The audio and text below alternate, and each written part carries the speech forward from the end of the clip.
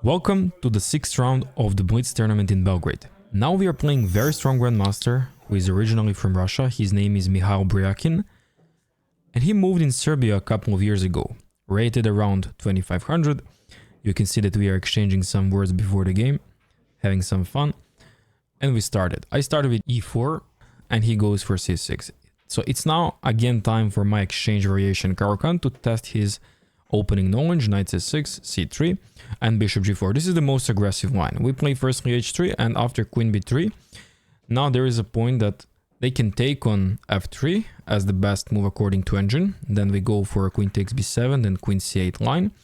But there is also queen d7 line that normally protects the pawn. You can't play rook b8 because there is bishop f4, and you can't go queen c8 because there is queen takes d5. So he played queen d7, I play immediately knight e5. This is the main move. Now, of course, they have to take this. There is no other moves here. So knight takes, pawn takes, and now a6, very important to stop bishop b5. c4, the main move. The best move according to engine is d takes c4. But for people, that's hard to understand because they think after bishop takes c4, there is a lot of pressure in the middle. And that's why he went rook c8, which is the second best option. But it's not even an option. Now you see that already engine likes white's position. And I kind of forgot what is the move here, but then I remember. Knight c3. Because we want to increase the pressure on the pawn, potentially take here with our knight. And now if he takes on c4, we take back, and already we got some ideas of knight f4, knight b6. Also, he spent unnecessary time on this rook. He played d4, and the advantage is going up for white. So white is better. I have two ideas to go knight f4 and to go knight e5. Of course, knight e5 looks more attractive because it's positioning the knight in the middle. e6 is not possible. There is simply knight b6. And also maybe at some point I can retreat my knight back to f4. Knight f4 also looks interesting, but I think there is some downside for this move. So it's better to go knight e5.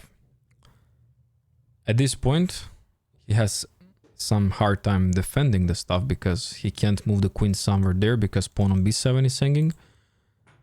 He played queen c6, and now here I instantly see the downside of this move, and that's g4, because with tempo I'm kicking this bishop out of the way, and I'm planning to go bishop g2 followed by knight f6 and then to win the queen on c6. Amazing found, but of course that's not enough to win the game. He's now thinking, should he go for e6? I take. He takes, I take, but these pawns will be very strong in the middle. So he went bishop g6, I went bishop g2.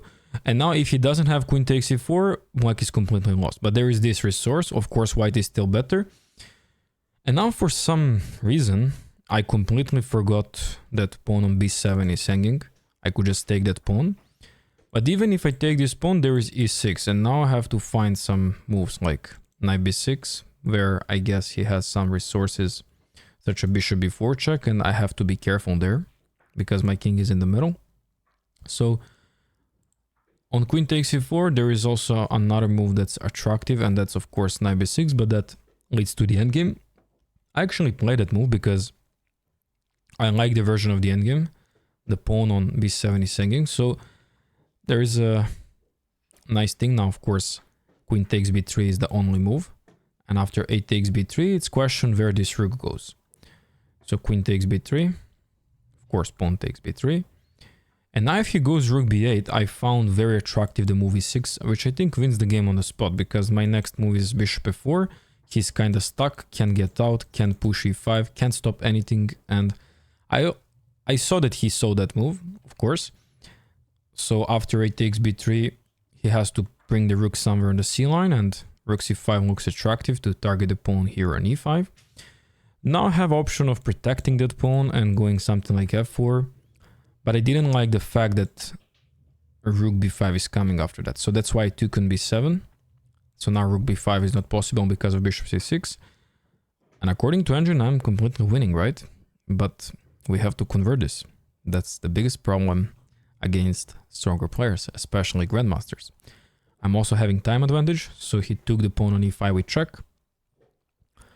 Now, of course, you don't want to bring your king here because some checks appears. So king d1, being more safe, also opening the way maybe for your other rook to join the game and trade this active rook. We want to simply take on a6 and go for rook 8 checkmate.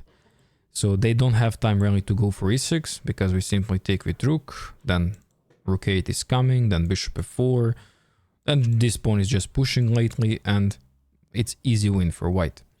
That's why he went bishop e4 here, offering the trade of bishop. And now at this point, maybe I could try to go something like bishop f4, but the problem is that my rook on h1 is hanging. So if I take the rook, they will, after taking my bishop, they will take here, and rook takes a6 doesn't do much because after f6, king is finding the way and black is completely winning. So on bishop e4, I could go also rook e1, that's something I saw, but I decided to take. That's the best, like you don't want to spend so much time. Rook takes, and now rook takes a6. f6 kind of only move, or maybe he could try f5, but he has to create a gap for the king. Developing the knight or going g6 or e6 will be too slow for this position. And now we have to use this momentum where his pieces are stuck and not developed. He most probably gonna develop the knight here and trying to, you know, play quickly g6, bishop g7. I have to stop that.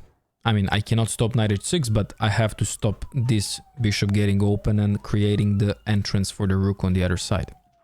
So I give this check, he went king f7, I went knight e7, and on knight h6 I immediately take, he take back, and that's not a good idea. I actually should keep this knight here, but for some reason I thought my rook will be quickly come to the game.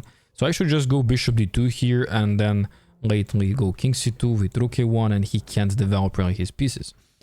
Instead, I take, went king d2, he went e5, and now the position is already more comfortable for black than before.